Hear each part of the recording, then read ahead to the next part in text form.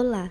No vídeo de hoje vamos falar sobre o filme Narradores de Javert, produzido no Brasil e com coprodução francesa, lançado na França em 2003 e no Brasil em 23 de janeiro de 2004. Um drama, dirigido por Eliane Caffé, cineasta graduada em Psicologia pela PUC, com roteiro de também Eliane Caffé e Luiz Alberto Abreu. Narradores de Javert foi rodado no interior baiano, no distrito Gameleira da Lapa. Esse longa-metragem traz aspectos importantes que precisam ser observados com cautela e olhos atentos, abordando assuntos como criações de usinas hidrelétricas, interesses econômicos, desterritorialidade, invisibilidade da água no Nordeste, patrimônio material e imaterial, a importância da alfabetização, ancestralidade e lugar. A história de Javert começa a ser contada no filme através de Zaqueu, ex-morador do Vale de Javert, que Elver Souza, questionando a mãe idosa de estar tentando ler, tem um flashback e começa a relatar como o vale foi submerso pela represa. Com a chegada dos engenheiros que iriam iniciar a construção de uma usina hidrelétrica que passaria sobre o vale, os moradores se reuniram em uma igreja para resolver o que pode ser feito para evitar tal acontecimento. Então tiveram a ideia de fazer um livro chamado Livro da Salvação, contando a história do Vale de Javert, desde a chegada dos seus primeiros habitantes, com o intuito de fazer um documento científico. Só que antes de tudo, eles precisavam de alguém que soubesse escrever e recorreram ao carteiro do lugar, Antônio Biá, que por sua vez tinha sido afastado da cidade, pois para não perder seu emprego no correio, precisou inventar histórias dos moradores de Javert enviando cartas falsas e assim movimentando as atividades do correio. Biá tenta ouvir os moradores, mas não escrevia nada no livro, apenas rabiscos. Nem ele mesmo acreditava que o livro pararia a obra da usina. Enfim, mesmo com o esforço dos moradores para contar sua história, o livro não foi escrito e nada impediu a obra. Os moradores foram expulsos e não receberam indenização. Apesar de ser um filme fictício, Narradores de Javert mostra a realidade do Nordeste com as criações das usinas hidrelétricas espalhadas pelo Rio São Francisco, que fez com que algumas cidades desaparecessem em prol de um desenvolvimento que deu espaço para a produção energética. Foi o caso de cidades como Pilão Arcado, Centro-Sá, Casa Nova e Remanso, na Bahia, Itacuruba e Itaparica, em Pernambuco. Hoje, essas cidades estão com as suas histórias e patrimônios submersos sob as águas do Velho Chico.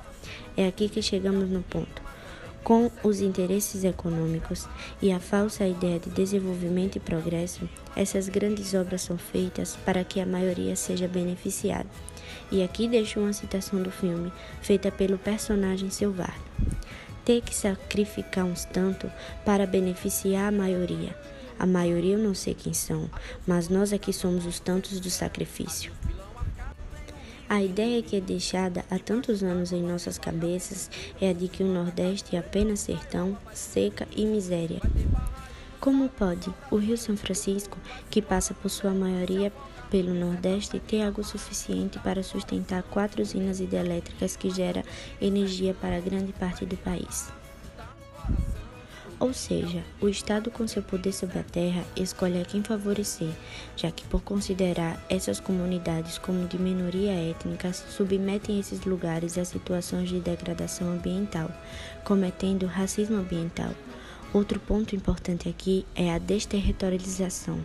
As pessoas que moram em Javert não tinham a propriedade da terra, apenas a posse, e feita por maneira informal cantada, como Maria Dina cantou as divisas de Javert no filme.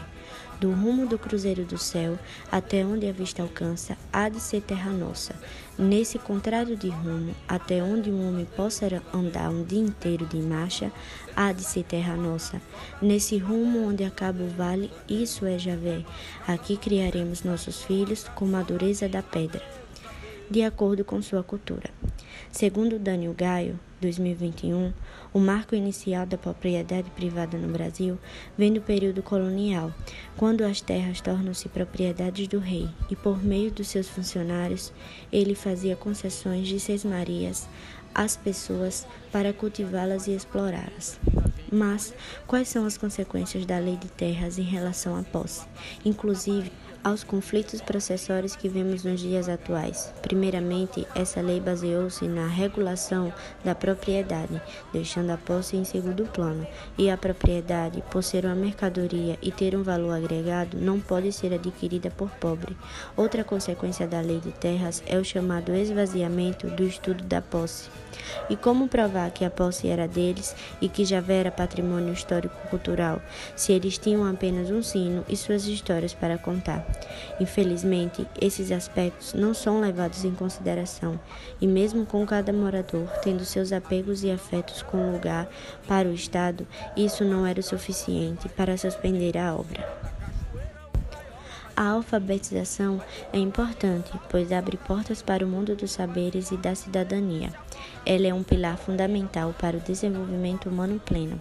A senhora que lia à beira do rio estava exercitando algo que no futuro pode evitar a repetição dos erros do passado, já que o conhecimento nos liberta das amarras da ignorância, nos ajudando a conhecer nossos direitos e deveres. Nos aspectos ancestrais, cada pessoa da cidade tinha algum orgulho pelos marcos históricos feitos ali por seus parentes e felicidade em contar que alguém de sua família tinha participado das ocupações da vila de Javé, assim destacando a importância do lugar para o desenvolvimento da afetividade humana e as relações estabelecidas com as pessoas que estavam vivas e também com as que já se foram.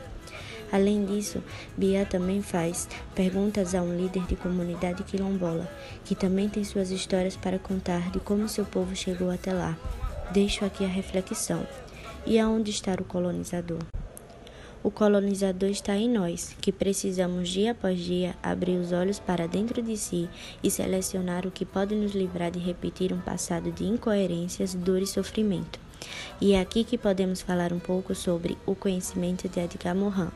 Lembrar que fazemos parte de uma sociedade e que precisamos estar conectados e entrelaçados enquanto seres humanos, cósmicos, terrenos, biológicos, diversos e individuais. Precisamos valorizar o que realmente importa, quem somos, de onde viemos e os nossos valores. Dá no coração, o medo que algum dia uma também vire sertão. Vai vir amar, dá no coração, o medo que algum dia